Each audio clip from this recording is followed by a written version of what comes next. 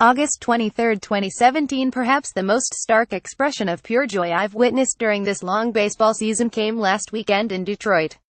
Before Saturday's game between the Los Angeles Dodgers and Detroit Tigers, Los Angeles outfielder Yasiel Puig sat at a table in the visitors' clubhouse of Comerica Park, with closer Kenley Jansen sitting across from him.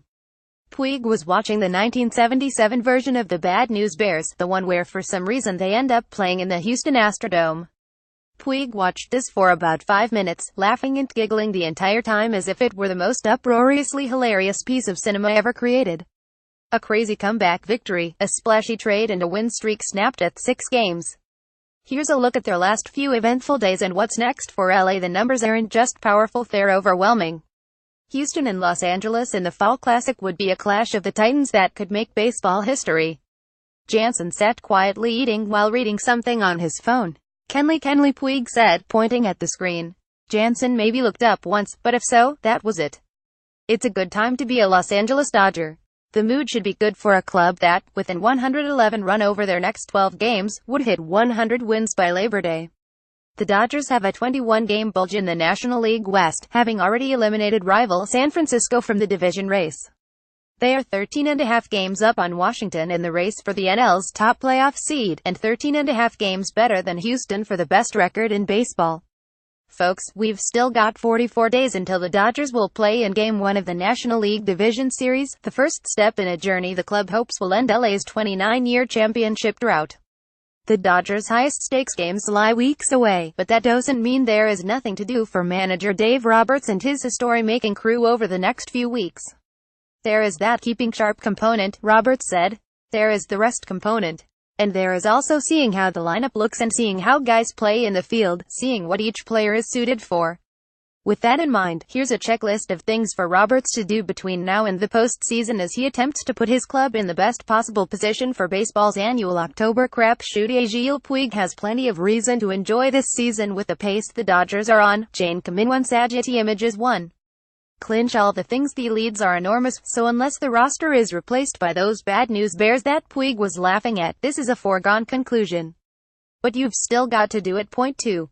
Get healthy. This is the big ticket item. At this writing, the Dodgers' top 3 starters Clayton Kershaw, Yu Darvish and Alex Wood are all on the disabled list. Eventual NL Rookie of the Year Cody Bellinger was limping around Detroit with a swollen right ankle suffered Saturday. Managing these injuries is something the Dodgers do very well. Still, for all the high-quality redundancy LA's front office has built into its 40-man roster, Kershaw, Darvish, the first-half version of Wood and Bellinger aren't interchangeable pieces. Those are core guys you want operating at an optimum level when the games matter most. Point 3. Make calls on rehabbing guys. Meanwhile, the Dodgers have a long list of players at various phases of the injury rehab process. Outfielders Franklin Gutierrez and Andre Ethier, who hasn't played all season, have both seen recent minor league action. Andre, he's on his way back, Roberts said. Seeing him as a bat off the bench is something we envision for him throughout September and potentially the postseason. I don't think the addition of Curtis Granderson changes that. Lefty relievers Grant Dayton, a standout last season, and Adam Liberatore have been in the same rehab boat but have battled setbacks. And Scott Kazmir is still lurking somewhere, as the plug has not yet been pulled on his season. Roberts needs to see all of these postseason roster possibilities before he has to make decisions on his 25-man October group. Either he can count on them or he can't, and the luxury of the Dodgers' huge lead is that you can throw them out there in big league situations and see if they are ready to help. Point 4. Figure out corner outfield first base rotation. The recent additions of Adrian Gonzalez back from the DL and Granderson acquired via trade from the New York Mets give Roberts even more firepower, but he's got to figure out the best way to deploy some of these players. It's a complicated puzzle. Gonzalez looked good in Detroit, both in the field and at the plate.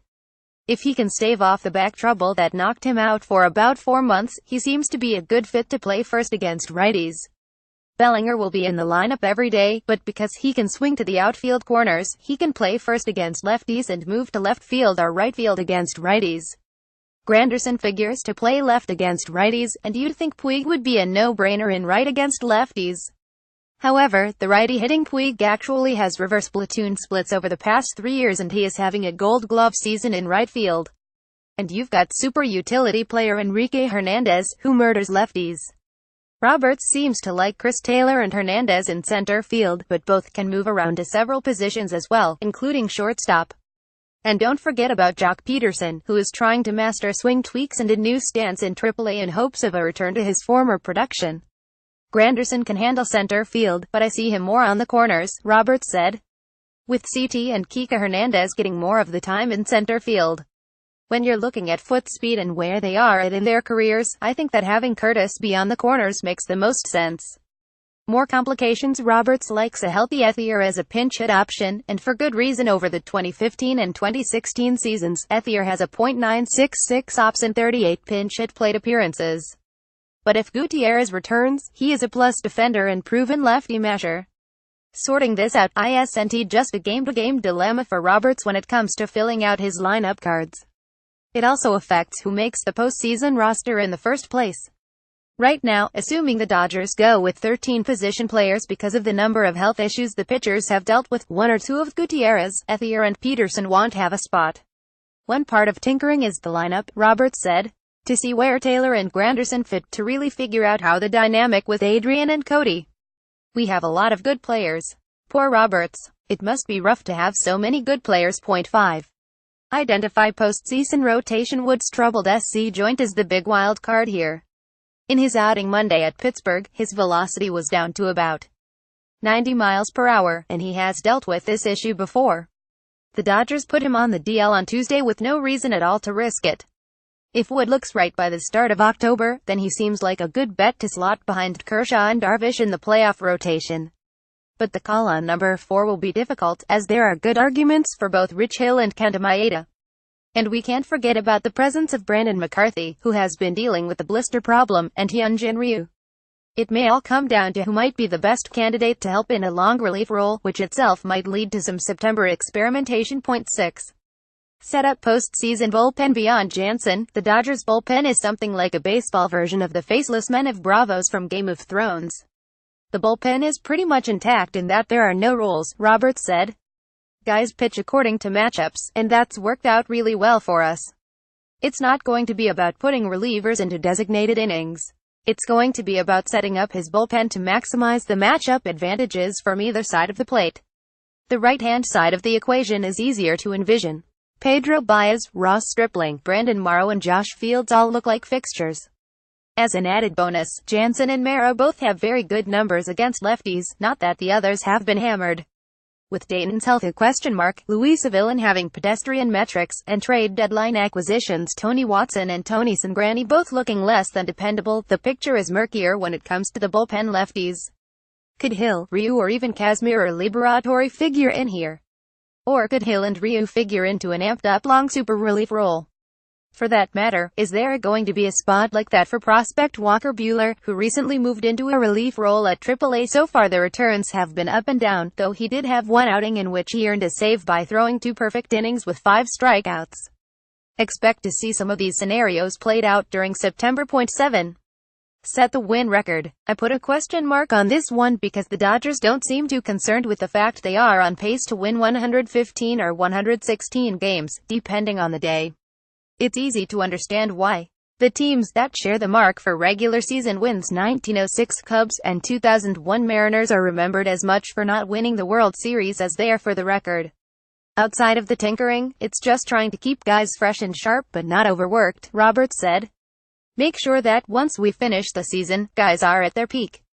Still, if the Dodgers were to break that record and take the series, then you're in the conversation of the best single-season teams ever assembled. So, why not go for broke? Why take the foot off the gas? I think the risk of letting up is real, Roberts said. But for us as a staff, it's more about keeping our focus. Guys are still playing for their team, but guys in the clubhouse are professionals, and they are still trying to put together nice seasons. We understand that this is kind of a build-up towards the postseason. This is quite a long laundry list for Mr. Roberts, and by the time you get to the bottom of it, you might think there are reasons to worry about the Dodgers. But there aren't. It's a high-class problem, Roberts said. I appreciate it every single day. Our guys do. Just to look at our guys' playing time, in terms of at-bats and innings pitched, it's going to be pretty similar across the board with a few outliers. I think that's a good thing for morale. We talked about playing for October. I think we're doing a very good job of managing all this and keeping everyone relevant and mentally on board.